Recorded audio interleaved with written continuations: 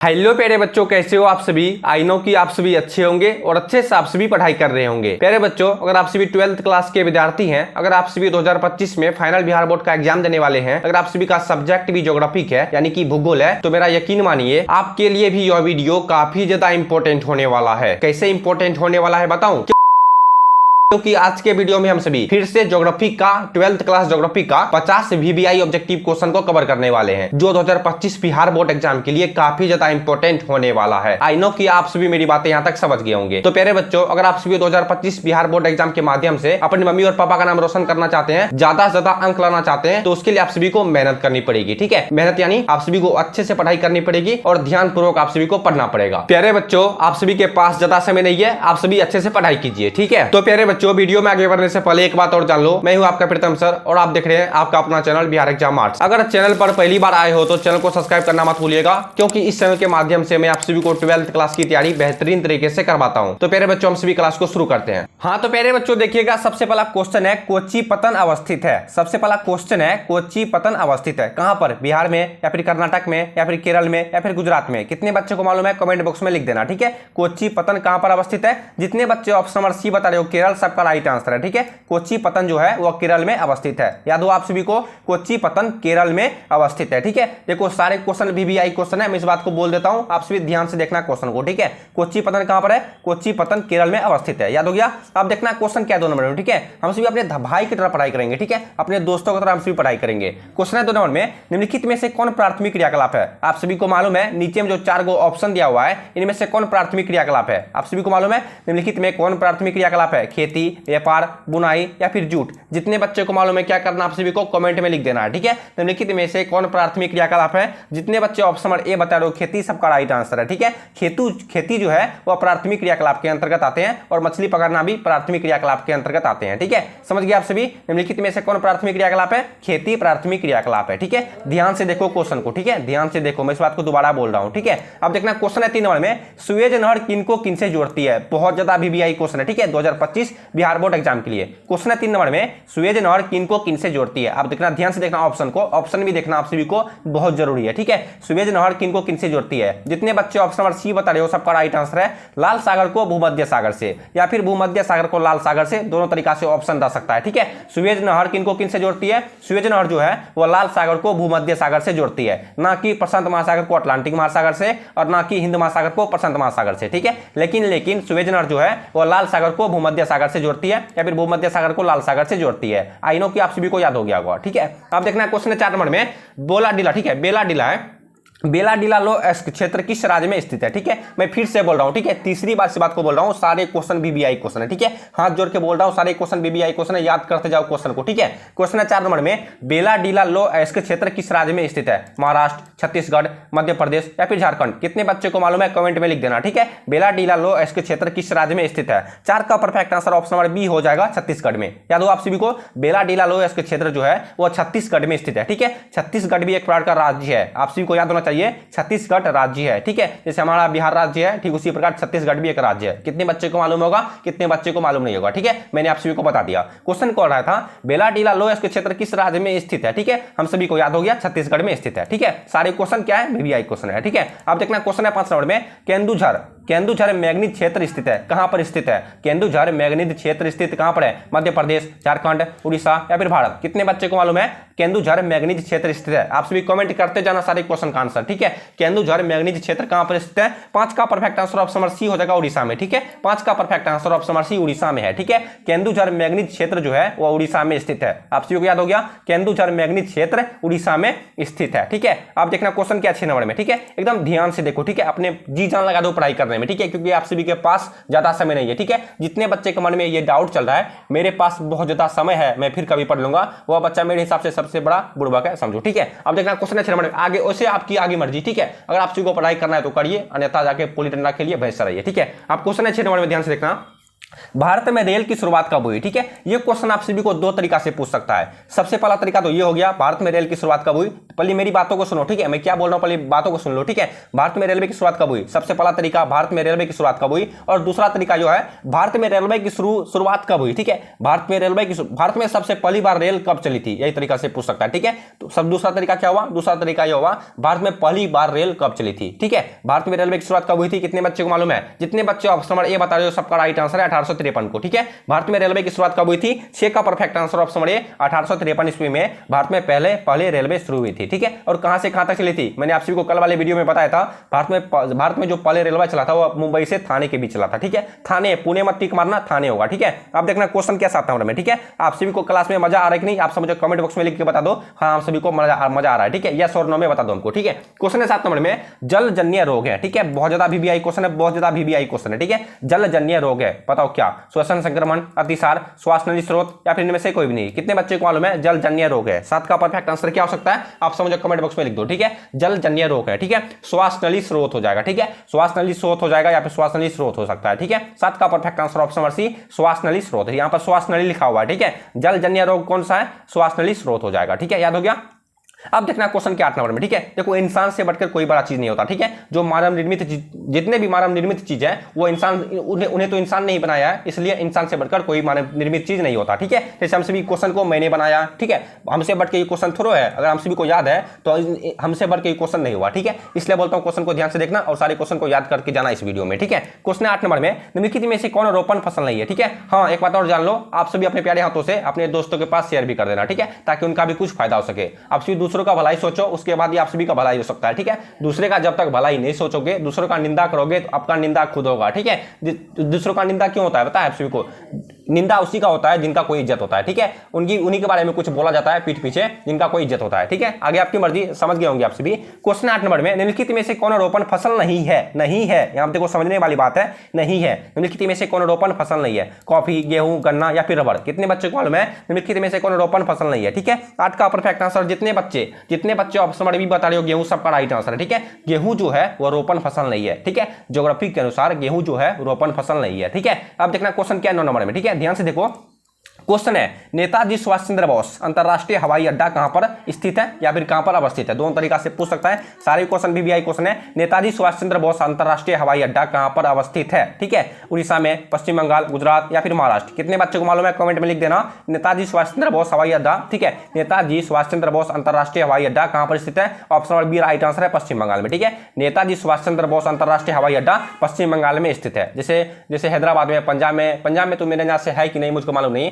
लेकिन हैदराबाद में हवाई अड्डा, जैसे जहां पर प्लेन और लैंड करता है उसी को बोलते हैं हवाई अड्डा। ठीक है, पहले के जमाने में हवाई अड्डा बोला जाता था। ठीक है, उसे आजकल तो क्या बोलते हैं उसको, क्या बोलते हैं मुझको याद नहीं है थोड़ा सा। ठीक है, नेताजी सुभाष चंद्र बोस अंतरराष्ट्रीय हवाई अड्डा कहां पर स्थित है? पश्चिम बंगाल में स्थित है। ठीक है, समझ गए? हाँ, एयरपोर्ट बोला जाता है। ठीक है, इस समय आपसे अभी तो डिजिटल हो गया इसलिए सब कुछ एयरपोर्ट बोला जाता है। ठीक है, और स्टेशन को यहाँ पर रेलवे स्टेशन को अभी बोला जाता है रेलवे स्टेशन। ठीक है, अब देखना क्वेश्चन 10 नंबर में, हथकरघा उद्योग है। नीचे में हथकरघा उद्योग कौन सा है? आधारभूत उद्योग, कुटीर उद्योग, स्वच्छंद उद्योग या फिर इनमें से कोई भी नहीं? कितने बच्चों को मालूम है हथकरघा उद्योग है? ठीक है, 10 का perfect answer option number B कुटीर उद्योग हो जाएगा। ठीक है, 10 का perfect answer option number B कुटीर उद्योग। ठीक है, हथकरघा उद्योग निम्न में से कौन सा है? हथकरघा उद्योग कुटीर उद्योग है। ठीक है, याद हो गया। अब देखना क्वेश्चन क्या 11 नंबर में, हो सके तो आप सभी अपने कॉपी में नोट भी करते जाना। ठीक है, तो मैं आप सभी को वीडियो के लास्ट में बता दूंगा, आप सभी वीडियो का नोट्स कहां पर फ्री में पा सकते हो। ठीक है, क्वेश्चन है 11 नंबर में, औद्योगिकरण से कौन सा प्रदूषण होता है? सारा क्वेश्चन VVI क्वेश्चन है 2025 Bihar board inter Bihar board exam के लिए। ठीक है,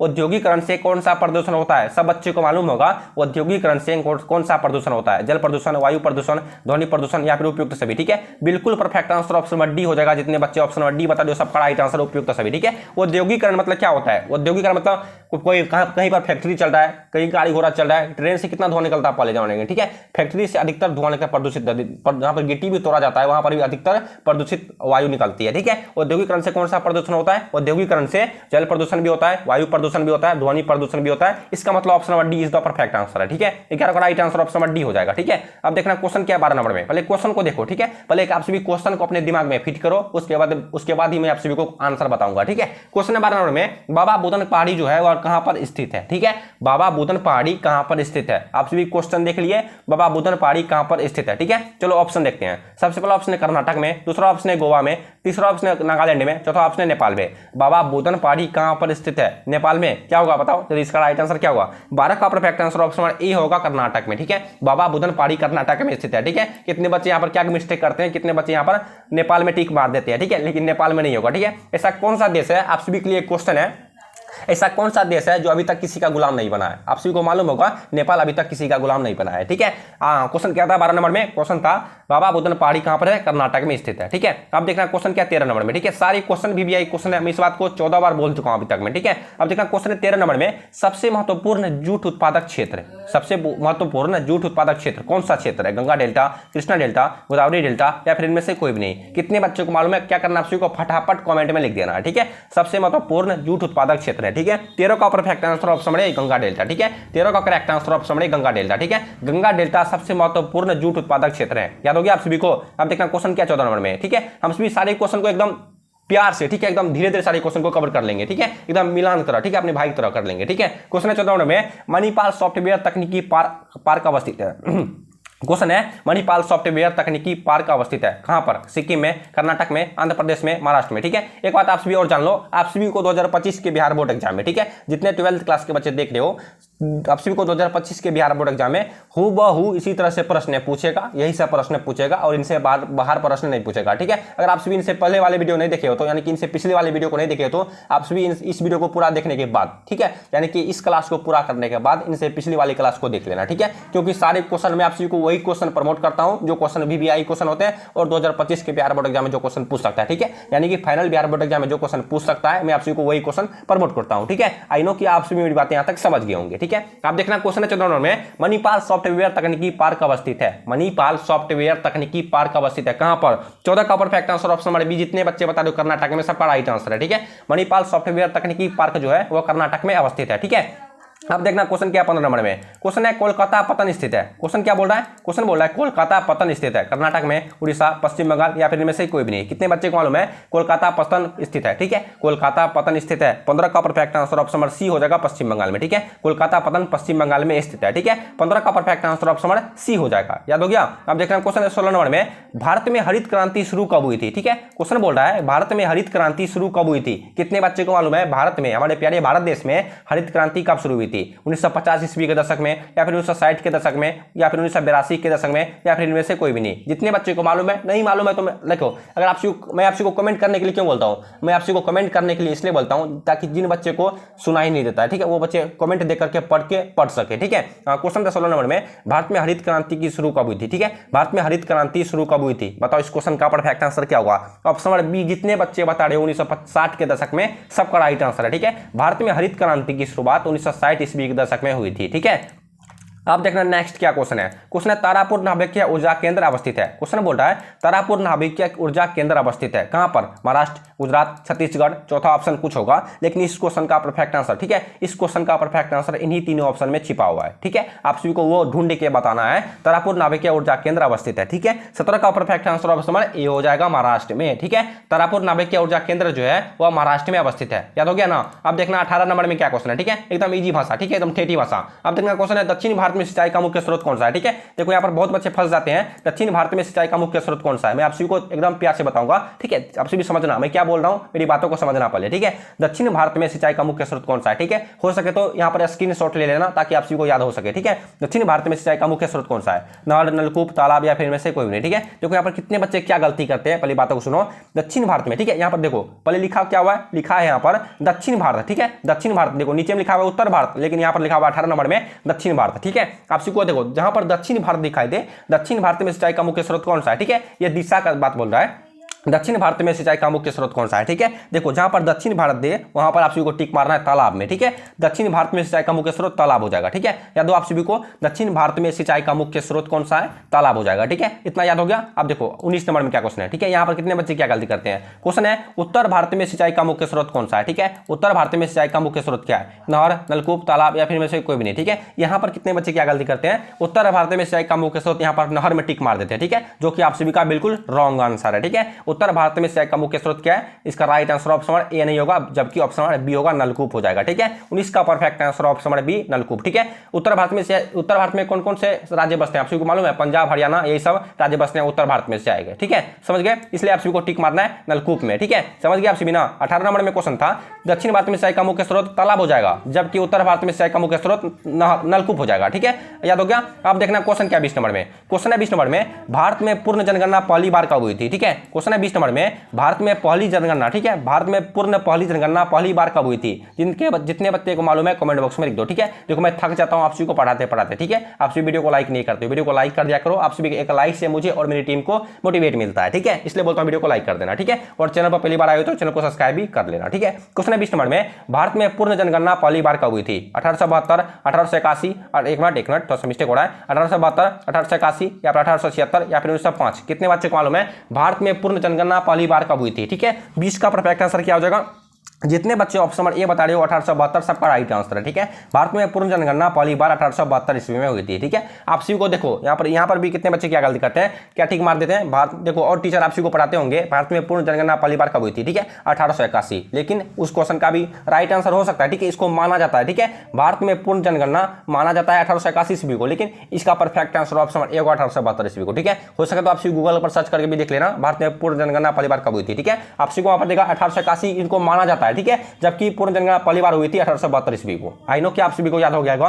अब देखना क्वेश्चन क्या है 21 नंबर में। क्वेश्चन है 21 नंबर में, निम्नलिखित में से कौन तृतीय क्रियाकलाप है? ठीक है, देखो सबसे पहला क्वेश्चन था निम्नलिखित में से कौन प्राथमिक क्रियाकलाप है। मैंने आप सभी को बता दिया था प्राथमिक क्रियाकलाप के अंतर्गत क्या क्या आते हैं। ठीक है, निम्नलिखित में से कौन तृतीय क्रियाकलाप है? खेती, व्यापार, बुनाई या फिर राकेट? ठीक है, निम्नलिखित में से कौन तृतीय क्रियाकलाप है? आप सभी बताओ, थोड़ा सोच के बताइएगा निम्नलिखित में से कौन तृतीय क्रियाकलाप है। ठीक है, 21 का परफेक्ट आंसर क्या होगा? आप सब मुझे कमेंट में लिख के बताओ 21 का परफेक्ट आंसर क्या होगा। जितने बच्चे ऑप्शन नंबर बी बता रहे हो व्यापार, सबका राइट आंसर है। ठीक है, याद रखिएगा आप सभी। ठीक है, खेती, मछली पकड़ना ये सभी प्राथमिक क्रियाकलाप के अंतर्गत आते हैं, जबकि व्यापार ये सारे चीज व्यापार जो है वह तृतीय क्रियाकलाप के अंतर्गत आते हैं। ठीक है, यही सब क्वेश्चन पूछेगा। ठीक है, मैं आपको कितनी बार बोलूं, आप देखना क्वेश्चन ध्यान देखो। क्वेश्चन पूछा 22 नंबर में, मछली पकड़ना किस क्रियाकलाप के अंतर्गत आते हैं? ठीक है, मछली पकड़ना, सारा क्वेश्चन बीबीआई क्वेश्चन है। ठीक है, इसलिए मैं यहाँ पर बीबीआई लिखता हूँ। क्वेश्चन है मछली पकड़ना किस क्रियाकलाप के अंतर्गत आते हैं? प्राथमिक क्रियाकलाप के अंतर्गत या फिर द्वितीय क्रियाकलाप के अंतर्गत? मैंने आप सभी को बता दिया है, खेती, मछली पकड़ना ये सारे प्राथमिक क्रियाकलाप के अंतर्गत आते हैं। ठीक है, यानी कि 22 का perfect answer option number A हो जाएगा। ठीक है, याद हो गया ना? अब देखना क्वेश्चन क्या 23 नंबर, एक मिनट। क्वेश्चन है 23 नंबर में, निम्नलिखित खनिजों में किसको भूरा हीरा कहा जाता है? ठीक है, ध्यान से देखो, निम्नलिखित खनिजों में किसको भूरा हीरा कहा जाता है? 90% बच्चे को मालूम होगा, क्योंकि मैं आप सभी को इनसे पिछले वाले वीडियो में भी ये क्वेश्चन को बताया था। ठीक है, निम्नलिखित खनिजों में किसको भूरा हीरा कहा जाता है? लो एस्को को। चलो दूसरा ऑप्शन देखते हैं।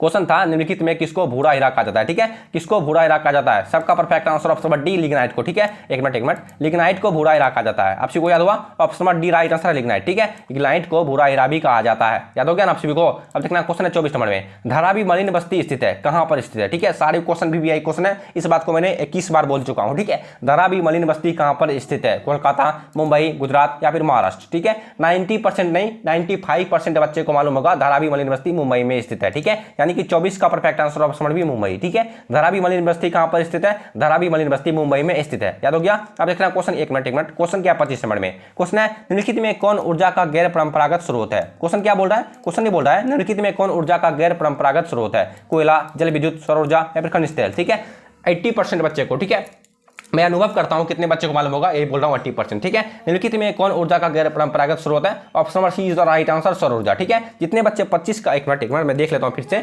25 का परफेक्ट आंसर क्या होगा? 25 का perfect answer option number C, सौर ऊर्जा हो जाएगा। ठीक है, निम्नलिखित में कौन ऊर्जा का गैर परंपरागत स्रोत है? सौर ऊर्जा हो जाएगा। याद हो गया? अब देखना क्वेश्चन क्या 26 नंबर में। ठीक है, ध्यान से देखो, क्वेश्चन है 26 नंबर में, भारत में पहला रेडियो कार्यक्रम कब प्रसारित हुआ था? ठीक है, क्वेश्चन बोल रहा है, एक मिनट, भारत में पहला रेडियो कार्यक्रम कब प्रसारित हुआ था? आप सभी को मालूम होगा भारत में पहला रेडियो कार्यक्रम कब प्रसारित हुआ था, इसलिए आप सभी को मालूम है तो क्या करना है आप सभी को? बस अपने प्यारे हाथों से कमेंट में लिख देना है। ठीक है, ताकि दूसरे बच्चे देख सकें। ठीक है, 25 का परफेक्ट आंसर, जितने बच्चे ऑप्शन नंबर सी बता रहे हो 1927 को, सबका राइट आंसर है। ठीक है, भारत में पहला रेडियो कार्यक्रम 1927 ईस्वी में प्रसारित हुआ था। याद हो गया? 26 का perfect answer option number C. ठीक है, आप सभी कॉपी में नोट कर रहे हो कि नहीं? आप देखना क्वेश्चन है 27 नंबर में, निम्नलिखित में कौन पश्चिमी भारत की नदी बेसिन है? ठीक है, निम्नलिखित में कौन पश्चिमी भारत की नदी बेसिन है? Mahi basin, Kosi basin, Ganga basin या फिर इनमें से कोई भी नहीं? कितने बच्चे को मालूम है निम्नलिखित में कौन? ठीक है, निम्न में कौन या फिर निम्नलिखित में कौन? निम्नलिखित में कौन पश्चिमी भारत की नदी बेसिन है? जितने बच्चे ऑप्शन नंबर ए बता रहे हो माही बेसिन, सबका राइट आंसर है। ठीक है, पश्चिमी भारत की पश्चिमी बेसिन माही बेसिन। ठीक है,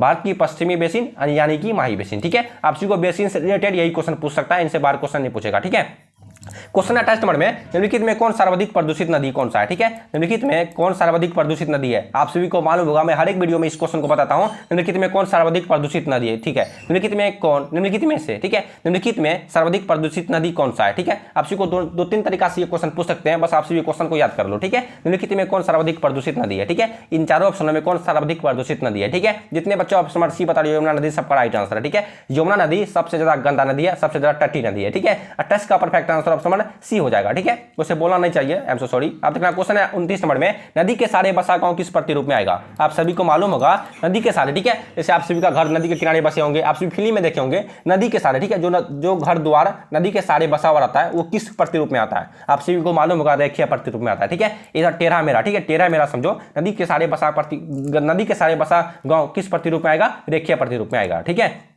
अब देखना क्वेश्चन है 30 नंबर में, याद रखिएगा आप सभी, हम आज के वीडियो में 45 या फिर 50 क्वेश्चन को कवर करेंगे। ठीक है, इसलिए बोलता हूं ध्यान से देखो क्वेश्चन को, बोर होना क्लास में मत बोर होना। ठीक है, आप सभी को क्लास में मजा आ रहा है कि नहीं, आप समझो यस और नो में बता देना कमेंट में लिख करके। ठीक है, क्वेश्चन 30 नंबर में हॉर्टिकल्चर संबंधित है। आप सभी को मालूम होगा हॉर्टिकल्चर संबंधित है, सब्जी से, फल से, दाल से या फिर फल एवं सब्जी दोनों से। क्या होगा इस क्वेश्चन का परफेक्ट आंसर? ठीक है, एक बार थोड़ा सा ऊपर कर देता हूं, आप सभी को दिखाई देगा। क्वेश्चन 30 नंबर में हॉर्टिकल्चर संबंधित है। ठीक है, जितने बच्चे ऑप्शन नंबर सी बता रहे हो फल एवं सब्जी से, सबका राइट आंसर है। ठीक है, हॉर्टिकल्चर जो है वो फल एवं सब्जी दोनों से संबंधित है। याद हो गया? अब देखना क्वेश्चन क्या 31 नंबर में। ठीक है, एकदम मन लगा के पढ़ाई करो। ठीक है, क्वेश्चन 31 नंबर में, शुष्क क्षेत्रों में मृदा अपरदन का मुख्य कारण क्या है? ठीक है, शुष्क क्षेत्रों में मृदा अपरदन का मुख्य कारण क्या है? बताओ आप सभी, शुष्क क्षेत्रों में मृदा अपरदन का मुख्य कारण क्या है? अब नालिका अपरदन या फिर सिल्ट जमाव या फिर वायु अपरदन या फिर इनमें से कोई भी नहीं। ठीक है, आप सभी को मालूम होगा शुष्क क्षेत्रों में मृदा अपरदन का मुख्य कारण वायु अपरदन है। ठीक है, 31 का perfect answer option number C वायु अपरदन हो जाएगा। ठीक है, अब देखिए एक मिनट क्वेश्चन क्या, एक मिनट नीचे कर देता हूं। क्वेश्चन 32 नंबर में, मुक्त आकाश नीति लागू कब हुई थी? आप सभी को मालूम होगा मुक्त आकाश नीति कब लागू हुई थी? 1993 को, 1992 को, 1900 या फिर 1991 को? कितने बच्चे को मालूम है मुक्त आकाश नीति कब लागू हुई थी? 32 का परफेक्ट आंसर क्या हो जाएगा? 32 का परफेक्ट आंसर, जितने बच्चे ऑप्शन नंबर बी बता रहे हैं 1992, सबका राइट आंसर है। ठीक है, मुक्त आकाश नीति जो है 1992 ईस्वी को लागू हुई थी। याद हो आप सभी को? सारे क्वेश्चन बीबीआई क्वेश्चन है, मैं आप सभी को यह बात 25 बार बोल चुका हूं। ठीक है, मुक्त आकाश नीति कब लागू हुई थी? मुक्त आकाश नीति 1992 ईस्वी में लागू हुई थी। ठीक है, याद हो गया आप सभी को? अब देखना क्वेश्चन क्या 33 नंबर में। क्वेश्चन निम्नलिखित में कौन जवाहरलाल नेहरू बंदरगाह कहलाता है? ठीक है, नीचे में जो 4 ऑप्शन दिया हुआ है इनमें से किसको हम सभी जवाहरलाल बंदरगाह बोलते हैं? ठीक है, मंगलोर को नवाहा सेव। ठीक है, नवाहा सेव लिखा हुआ है, सेव। ठीक है, सही कौवा सेवा, सेवा नवाहा सेवा। ठीक है, 33 का परफेक्ट आंसर क्या होगा? 33 का perfect answer option number B ही होगा, नवाहा सेवा को जवाहरलाल बंदरगाह बोला जाता है। ठीक है, याद हो आप सभी को? निम्नलिखित में कौन जवाहरलाल नेहरू बंदरगाह कहलाता है? नवाहा सेवा को। ठीक है, अब देखना क्वेश्चन क्या 34 नंबर में। क्वेश्चन है कारोबार पतन है। ठीक है, क्वेश्चन क्या बोल रहा है? क्वेश्चन बोल रहा है, पहले क्वेश्चन को समझो, कारोबार पतन है। ठीक है, मैं थोड़ा सा क्लीन कर देता हूं, क्लीनर से। ठीक है, कारोबार पतन किसको बोलते हैं? बिहार में। ठीक है, कहां पर स्थित है यही बोल रहा है, कारोबार पतन कहां पर स्थित है? पतन कहां पर है? बिहार में, पश्चिम बंगाल में। चलो तीसरा ऑप्शन देखते हैं। ठीक है, तीसरा ऑप्शन है कर्नाटक में, चौथा ऑप्शन है गुजरात में। ठीक है, क्वेश्चन एक मिनट 34 नंबर में क्वेश्चन क्या था, पहले क्वेश्चन को हम फिर से देखेंगे। क्वेश्चन 34 नंबर में कारोबार पतन है। ठीक है, कारोबार जो पतन है वो कर्नाटक में स्थित है। ठीक है, अधिकतर पतन कर्नाटक में ही स्थित है। ठीक है, ऑप्शन नंबर 34 का परफेक्ट आंसर ऑप्शन 34 का perfect answer option number C हो जाएगा। ठीक है, याद हो गया ना आप सभी को? अब देखना क्वेश्चन क्या 35 नंबर में। ठीक है, एकदम ध्यान से देखो, क्वेश्चन 35 नंबर में ओपेक संबंधित है। ठीक है, जरा सोच के बताइएगा ओपेक संबंधित है किससे? कपास निर्यात से, तांबा निर्यात से, चीनी निर्यात से या फिर पेट्रोलियम निर्यात से? ठीक है, यहाँ पे पेट्रोलियम या फिर पेट्रोल निर्यात से हो सकता है। ठीक है, ओपेक संबंधित है, क्या होगा? 35 का परफेक्ट आंसर क्या होगा? 35 का perfect answer option number D होगा, पेट्रोल निर्यात से। ठीक है, 35 का perfect answer option number D, petrol निर्यात से। ठीक है, ओपेक संबंधित है पेट्रोलियम या फिर पेट्रोल निर्यात से। ठीक है, 35 का perfect answer option number D हो जाएगा। ठीक है, बस आप सभी क्वेश्चन को समझ लो और हमको कुछ नहीं चाहिए। ठीक है, क्वेश्चन 36 नंबर में अरेबिका संबंधित है। ठीक है, अरेबिका संबंधित है, चाय से, कॉफी से, गन्ना से या फिर इनमें से कोई भी नहीं। ठीक है, अरेबिका किससे संबंधित है? अरेबिका जो है वह किससे संबंधित है? कॉफी से संबंधित है। ठीक है, 36 का perfect answer option number B coffee से। ठीक है, अरेबिका जो है और वह किससे संबंधित है? कॉफी से संबंधित है। ठीक है, अब देखना क्वेश्चन 37 नंबर में, पर्वतों पर किस प्रकार की बस्ती पाई जाती है? ठीक है, जितने बच्चे पहाड़ पे घूमने के लिए गए होंगे सारे बच्चों को मालूम होगा पहाड़ पे छोटा छोटा गाँव, छोटा मतलब कोई व्यक्ति घर बना के रखते हैं। ठीक है, जो पास रिलेटेड काम करते हैं। ठीक है, पर्वतों पर किस प्रकार की बस्ती पाई जाती है? ठीक है, मैं भी एक बार घूमने के लिए गया था, शायद बच्चे में गया था, याद नहीं है, ठीक है। लेकिन वहां पर देखा था मैंने छोटा छोटा घर बनाया हुआ था, ठीक है। और वहां पर किस तरह का घर बना हुआ था, सीढ़ी पर, ठीक है, सीढ़ी मतलब सीढ़ी नुमा, ऊपर नीचे इस तरह से बना हुआ था, ठीक है। पर्वतों पर किस प्रकार की बस्ती पाई जाती है, बस मैंने बता दिया, सीढ़ी नुमा, ठीक है। 37 का परफेक्ट आंसर ऑप्शन है सीढ़ी नुमा हो जाएगा, ठीक है। याद होगा आप सभी को, पर्वतों पर सीढ़ी नुमा प्रकार की बस्ती पाई जाती है, ठीक है।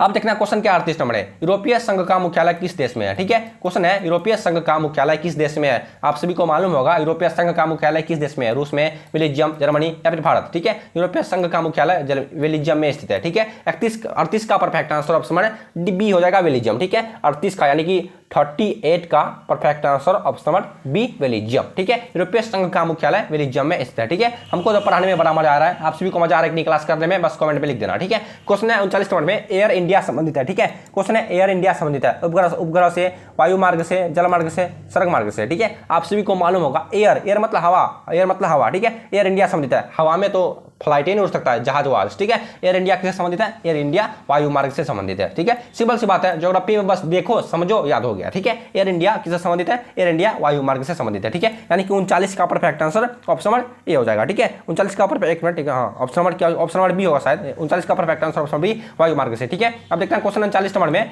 निम्न नगरों में कौन गुजरात में अवस्थित नहीं है, ठीक है। क्वेश्चन है निम्न नगरों में कौन गुजरात में अवस्थित है, ठीक है। पहले क्वेश्चन देख लो, निम्नलिखित में कौन, ठीक है, निम्नलिखित नगरों में कौन गुजरात में अवस्थित है, ठीक है। इस क्वेश्चन का करने का मतलब क्या है मैं आप सभी को बताता हूं, ठीक है। जैसे हमारे प्यारे भारत देश में मुंबई बसा हुआ है, ठीक है, मुंबई बसा हुआ है, कोई अररिया जिला बसा हुआ है, कहीं पर पूर्णिया जिला बसा हुआ है, और कोई जिला मधेपुरा जिला बसा हुआ है, ठीक उसी तरह इस क्वेश्चन का कहने का मतलब है निम्नलिखित में, नीचे में 4 को ऑप्शन दिया हुआ है, मैं आप सभी को दिखाता हूं, ठीक है। निम्नलिखित नगरों में कौन गुजरात में अवस्थित नहीं है, ठीक है। जैसे हम सभी के गुजरात में एग्जाम्पल तो पाकिस्तान तो दूसरे देश में है, ठीक है, पाकिस्तान खुद एक अलग देश है। एग्जाम्पल तो दुबई तो भी ले लो, कुछ भी समझ लो, ठीक है, कुछ भी समझ लो। निम्नलिखित नगरों में कौन गुजरात में अवस्थित नहीं है, ये बोल रहा हूँ मैं, क्या बोल रहा हूँ मैं, समझ गए आपसे भी, ठीक है। अब देखना गुजरात में कौन अवस्थित नहीं है, यही बोल रहा है, ठीक है। सूरत वो गुजरात में अवस्थित है, ठीक है। नासिक लेकिन गुजरात में अवस्थित नहीं है, ठीक है। Nashik is the correct answer, ठीक है। राकोट, ठीक है, राकोट गुजरात में है। और कोयला भी गुजरात में, ठीक है। कोयला मतलब कड़िया कोयला मत समझना, ठीक है। कोयला किसी गाँव घर का नाम होगा, जिला का नाम होगा, ठीक है। गुजरात में बस नासिक अवस्थित नहीं है, ठीक है। नासिक अवस्थित गुजरात में नहीं, दूसरे जगह अवस्थित होगा। सूरत गुजरात में स्थित है, राजकोट भी गुजरात में स्थित है, कोयला भी गुजरात में स्थित है, ठीक है। बट लेकिन नासिक गुजरात में स्थित नहीं है, ठीक है। 40 का perfect answer option number B हो जाता है, ठीक है। अब देखना क्वेश्चन 41 नंबर में, भद्रावती का संबंध है, ठीक है। क्वेश्चन क्या है, भद्रावती का संबंध है लो एस्क से, सूती वस्त्र से। देखो आज के वीडियो में हम सभी 45 क्वेश्चन को ही कवर करेंगे, ठीक है। बस आप सभी का रिक्वेस्ट है, बस इसलिए, ठीक है। भद्रावती का संबंध है, ठीक है। पोस्टर पर लिखा हुआ 50 क्वेश्चन, बस उससे हम सभी को कुछ लेना देना नहीं है, ठीक है। क्वेश्चन को हम सभी को पोस्टर से कुछ लेना देना नहीं है, ठीक है। बस आप सभी क्वेश्चन को याद करो, आप सभी का एग्जाम आते हैं, मैं आप सभी को सारा क्वेश्चन याद करवा दूंगा, ठीक है। सब्जेक्टिव एंड ऑब्जेक्टिव दोनों, ठीक है। हर एक सब्जेक्ट से, जिनका जो सब्जेक्ट है, बस आप सभी कमेंट करके बताते जाना आपका कौन सा सब्जेक्ट है, ठीक है, ताकि मैं भी देखूं कितने बच्चे को कौन सा वीडियो चाहिए, ठीक है। क्वेश्चन 41 नंबर में, भद्रावती का संबंध है लो एस्क से, सूती वस्त्र से, पेट्रो रसायन से, या फिर इनमें से कोई भी नहीं। क्या होगा, भद्रावती का संबंध किससे है। 41 का परफेक्ट आंसर ऑप्शन ए हो जाएगा, लो एस्क से, ठीक है। भद्रावती का संबंध किससे है, भद्रावती का संबंध लो एस्क से, ठीक है। याद हो गया। अब देखना क्वेश्चन क्या 42 नंबर में, ध्यान से देखो, पाराद्वीप पतन किस नदी के डेल्टा पर स्थित है, ठीक है। क्वेश्चन बोल रहा है पाराद्वीप पतन, ठीक है। पाराद्वीप पतन किस नदी के डेल्टा पर स्थित है, ठीक है। मैं थोड़ा सा खाना खाया इसलिए ढकार हो रहा है, ठीक है। पाराद्वीप पतन किस नदी के डेल्टा पर स्थित है, गंगा, महानदी, कावेरी या फिर नर्मदा। कितने बच्चे को मालूम है पाराद्वीप पतन किस नदी के डेल्टा पर स्थित है, ठीक है। जितने बच्चे ऑप्शन नंबर बी बता रहे हो महानदी, सबका राइट आंसर है, ठीक है। पाराद्वीप पतन महानदी, ठीक है, पाराद्वीप पतन महानदी के डेल्टा पर स्थित है, ठीक है। 42 का right answer option number B हो जाएगा, ठीक है।